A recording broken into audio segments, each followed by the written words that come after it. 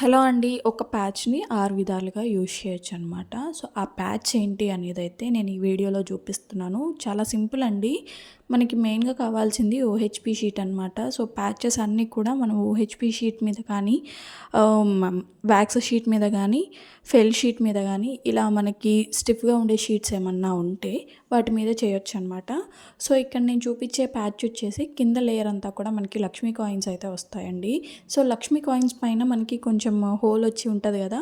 ఆ హోల్ అనేది కట్ చేసుకోవాలి. మనకు ఓన్లీ కాయిన్ మాత్రమే ఉండాలనమాట. ఇలా కట్ చేసుకున్న తర్వాత కింద లేయర్‌లో ఓవెల్ షేప్‌లో అయితే అంటించుకున్నానండి. సో, ఈ ఓవెల్ షేప్ కోసం బ్యాంగిల్ తోటి మనం చిన్నగా కర్వ్ లాగా అయితే డ్రా చేసుకొని ఇలా అయితే షేప్ అనేది తీసుకొచ్చుకొని మనము కాసుస్ అనేవి స్టిచ్ చేసుకోవడమే. సో, ఫస్ట్ లేయర్ పైనే మళ్ళీ అలాగే వచ్చేటట్టుగా కొంచెం సైజ్ అనేది తగ్గేటట్టుగా అయితే మనము నెక్స్ట్ లైన్ కూడా కాసుస్ అనేవి స్టిచ్ చేసుకోవాలన్నమాట. చాలా ఈజీ ప్రాసెస్ అండి. ఎక్కడ కూడా స్కిప్ చేయకుండా చూస్తే మీకు ఈజీగా అర్థమైపోతుందనమాట. సో, వీటిపైన కొంచెం డిజైనర్ లుక్ రావడం కోసం నేను ఇక్కడ గ్లాస్ వైట్ స్క్వేర్ కుందన్స్ అయితే స్టిచ్ చేశాను. సో, ఇలా లైన్‌గా మనము కొంచెం కొంచెం స్పేస్ అనేది తగ్గించుకుంటూ పైకి వెళ్ళేసరికి మనకి ఒక గోపురం లాగా, అంటే ఒక మౌంటైన్ ఎలా అయితే ఉంటుందో అలా అయితే షేప్ తెచ్చుకోవాలండి. ఇక్కడ మీరు కావాలంటే ప్లెయిన్‌గా అయినా చేసుకోవచ్చు, లేకపోతే 3D డిజైన్ వచ్చేటట్టుగా అయినా చేసుకోవచ్చు అనమాట. నేనైతే కొంచెం 3D లుక్ వచ్చేటట్టుగా ఉండాలని చెప్పేసి కుందన్ పైన ఇంకో కుందన్ కూడా స్టిచ్ చేశాను. సో, అచ్చం కాసుతోటి కూడా చేసుకోవచ్చు, అచ్చం కుందన్స్తో కూడా చేసుకోవచ్చు. సో, వాటితోటే అచ్చంగా చేస్తే ప్లెయిన్గా బాగోదని చెప్పేసి ఇక్కడ డిఫరెంట్ కుందన్స్ అయితే యూజ్ చేశానండి. సో, ఇక్కడ అయితే 8K ఐ షేప్ కుందన్స్ ఉంటాయి కదా, వాటినైతే స్టిచ్ చేశాను. సో, మనకి స్క్వేర్ కుందన్స్కి మధ్యలో కొంచెం గ్యాప్ వచ్చినట్టు అనిపిస్తే నేను 3D లుక్ కోసం అయితే 3mm రౌండ్ గ్లాస్ వైట్వి స్టిచ్ చేశాను అనమాట.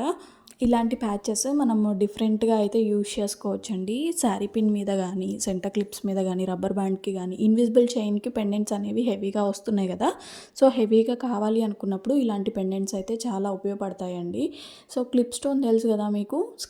క్లిప్ స్టోన్కి అయితే స్టోన్ చైన్ అనేది స్టిచ్ చేశాను.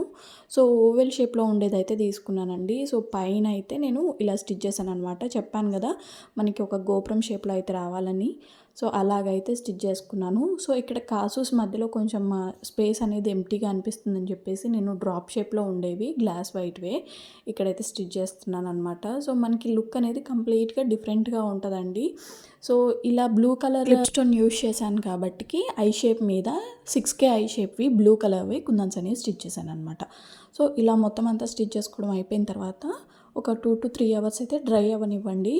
డ్రై అయిన తర్వాత కట్ చేసుకోవాలండి. ఎడ్జెస్ అన్నీ కూడా కట్ చేసుకొని కింద అయితే నేను మోనాలిసా బీడ్స్ అనేవి యూజ్ చేస్తున్నాను అనమాట.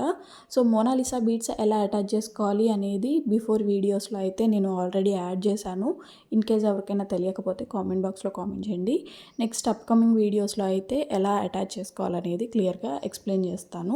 మొత్తం ఎడ్జెస్ అన్నీ కూడా క్లీన్గా కట్ చేసుకొని కనపడకుండా, తెలుసు కదా అగరబత్తితోటి అయితే మనం ఎడ్జెస్ అన్నీ కూడా క్లీన్గా చేసుకుంటామని చెప్పేసి.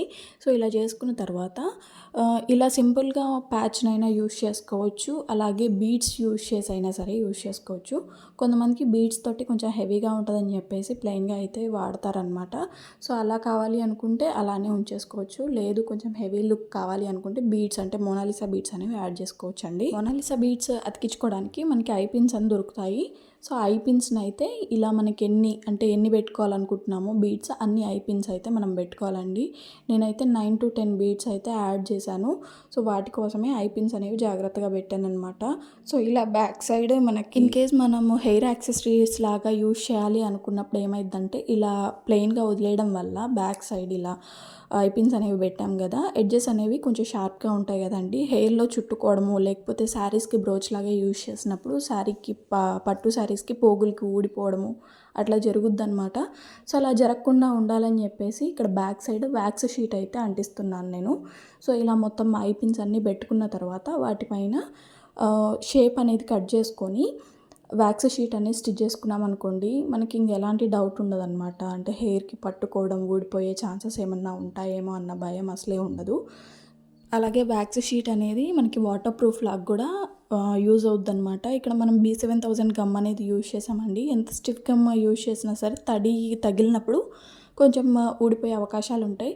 సో వ్యాక్స్ షీట్ అనేది అట్లా ఊడిపోకుండా అయితే మనకి జాగ్రత్తగా ప్రిజర్వేటివ్ లాగా కొంచెము జాగ్రత్తగా ఉంచడానికి అయితే ట్రై చేస్తుందనమాట. సో అది కూడా ఒక బెనిఫిట్టే. సో అందుకని చెప్పేసి నేను వ్యాక్స్ షీట్ అయితే యూజ్ చేస్తున్నాను. సో ఎక్కడ దొరుకుతాయని అయితే అడుగుతున్నారండి. మీషోలో అయితే మనకి బల్క్గా దొరుకుతాయి, 100 షీట్స్ అట్లయితే దొరుకుతాయి అన్నమాట. సో నేను అలానే తెప్పించుకున్నాను. సో ఎవరికైనా కావాలి అంటే నాకు వాట్సాప్లో మెసేజ్ చేసేయండి, లింక్ అనేది షేర్ చేస్తాను. సో ఇక్కడ ఐపిన్స్ అటాచ్ చేసిన నోస్ పైలర్ ఉంటుంది కదండి, నోస్ పైలర్ తోటి గ్యాప్ తెచ్చుకొని ఐపిన్కి ఇలా అయితే బీడ్స్ యాడ్ చేసుకోవడమే. సో ఈ ఇన్స్ట్రుమెంట్స్ కూడా నేను మీషోలోనే తెప్పించానండి. టోటల్గా 4 or 5 అనుకుంటాను. నాకు 250 అరౌండ్ అట్లయితే పడ్డాయి. సో ఎవరికైనా కావాలి అన్న లింక్ అనేది షేర్ చేస్తాను, నాకు వాట్సాప్లో మెసేజ్ చేసేయండి.